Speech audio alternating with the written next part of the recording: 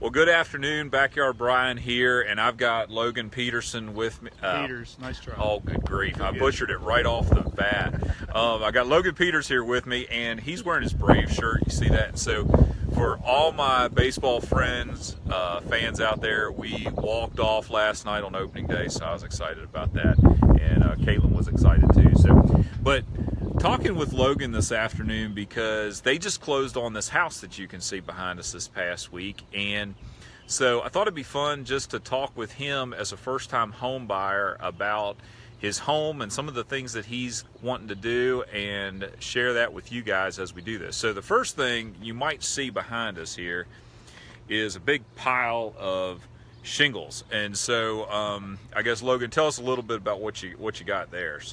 Yeah, so we got a brand new roof getting ready to go on, and 30-year roof, and needed to be done as soon as we bought the house. So we're excited to get that done. Yeah, and so he's going to do this with a buddy, and so they'll have some fun on that. And I've done a few roofs through the years in the will work for food scenario, so I think that's probably what he's got going on. So if anybody out there wants to volunteer for Logan's roofing crew, I'm sure he would take volunteers. Sure. But as you can see up on the roof, he's got a 3-tab, probably about a 25-year roof up there that's been on, would be my hunch. How old's the house? 1993, so it's the first roof. Okay, so it's on its 25 years, and so yeah. But this is a dimensional shingle, and so you'll see that it's made a little bit differently. And these are 30-year roofs, and many times they'll last a lot longer than that. And so this is GAF Timberline's a great product. And so, all right, so we're going to walk around here a little bit and see as you go. So I know, Logan, as we were talking earlier, there's kind of one issue here in the front of the house that you were a little bit concerned about. So yeah, absolutely. I got a little bit of a grade issue here in the front with the grade tilting back towards the house. So Brian's expertise is probably a lot better than mine, but I know I'm going to have to change that grade to come away from the house a little bit. Yeah, and I'm not sure how much we can see this on the video, but yeah, what you've got here is you've got the yard is sloping back toward the house, and code on something like this is that you need 1 inch per foot of fall for 6 feet away from the house. So there should be 6 inches of fall coming away from the house. He probably has 6 inches going the other way, and so he doesn't have a lot of space to the siding there to fill up, and so he can raise it some. One other thing that I see, Logan, right here is you've got an air vent to your crawl space, and so you'll want to put a well around that when you bring it up. And you may need to lower this section of the yard a little bit to really get enough fall, because the water's going to want to kind of pool here and there. So yep, so a little bit of landscaping work to do here. All right, we're going to walk into the backyard, which I'm excited about this because this is kind of a blank slate back here. Yeah. And he's got some good ideas of things that he's looking to do. So sure. So the first thing that I want to tackle personally a little bit is this unfinished deck that we're going to need to certainly pressure wash and get it treated. Hasn't been treated to what we can see since it's been built. So I know that's one of Brian's specialties. Yep, and so yeah, good all-weather stain finish will go a long ways with this deck and freshen it up. One other thing that I'm seeing here, Logan, that you might want to address is the way these posts were notched around this corner weakens the post, and so maybe adding a 2x4 that goes from here to here with maybe a bevel on top could strengthen this corner, and even on the other posts as well, because you don't want the rail weakening over time because of the way it was notched. So that's one thing that I see kind of on this deck. But otherwise, it's a little weathered, but it's in pretty decent shape for a deck of this age. So.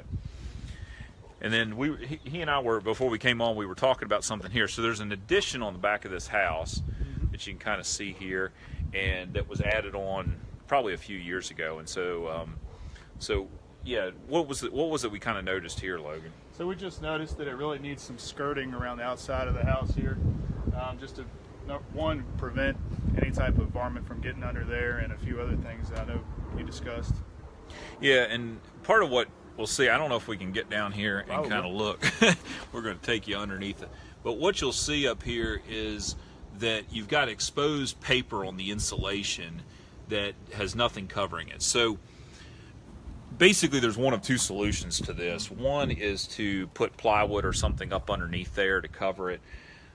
But when you do that, you still get cold air blowing up underneath the house, which affects your energy efficiency. But if you add some skirting around the outside, that keeps the air from going under there, keeps cats and dogs and other stuff out, and makes it function pretty much like a crawl space. And there's a couple different ways to do that. I'll actually put some pictures in the comments when we get done of some skirting that can work. So I don't know how to share any pictures at the moment, but we'll do that. So let's talk about this lack of grass we have here in the backyard. So he was mentioning how it's a blank slate, and really that's a lot of what you see here. So the grass is something that we certainly want to tackle kind of out of the gate and get ahead of going into spring. Yeah, and I'm not an expert landscaper by any means, so I won't pretend to be, but one of the things I see here is that this has gotten compacted down probably by traffic. So in order to get it to really grow grass, you're going to have to loosen it up pretty good. And that's more than just scratching the surface. If you can add some peat moss or compost or something like that to the surface, that will help a lot too.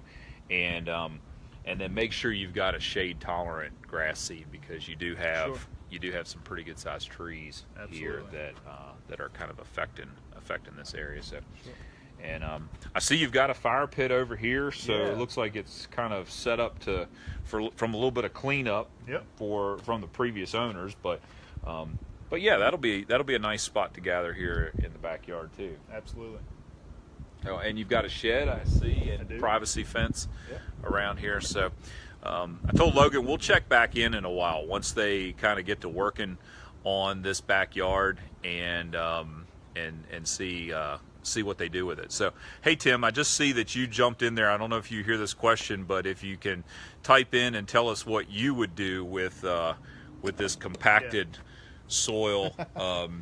I know you're a landscaper. You're much better expert at that than I am. So if you get to, throw it in the comments and say what your recommendations would be for an area in a yard kind of like this.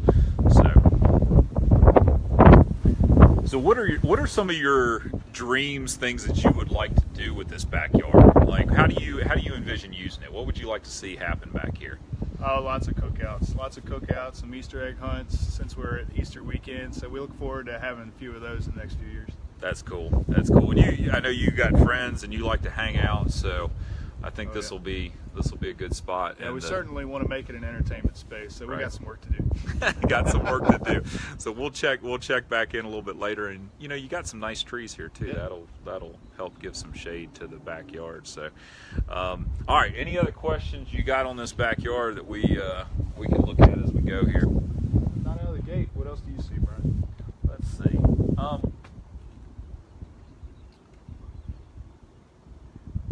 There's a few places that the siding on the shed here has kind of taken a beating, and so what happens is it gets brittle over time. Vinyl siding does, and so I don't know if we can see this or not, but you may want to consider replacing the siding on the shed at some point. I also see that this electrical box here has kind of pulled away, and you want to just make sure that wire is not frayed in behind there. It's probably okay, but that would be worth checking out. So, so yeah, but you got a great blank slate, and I hope you guys have lots of fun. Yeah. And so now all the Pinterest fanatics out there can go to town sharing Pinterest photos with Logan of all the ideas that you think he can do in the backyard, and pretty soon he'll have so much work he won't know what to do. Yeah, so, if you want to do that, make sure you share those with my wife's page. Go ahead and just bypass me altogether.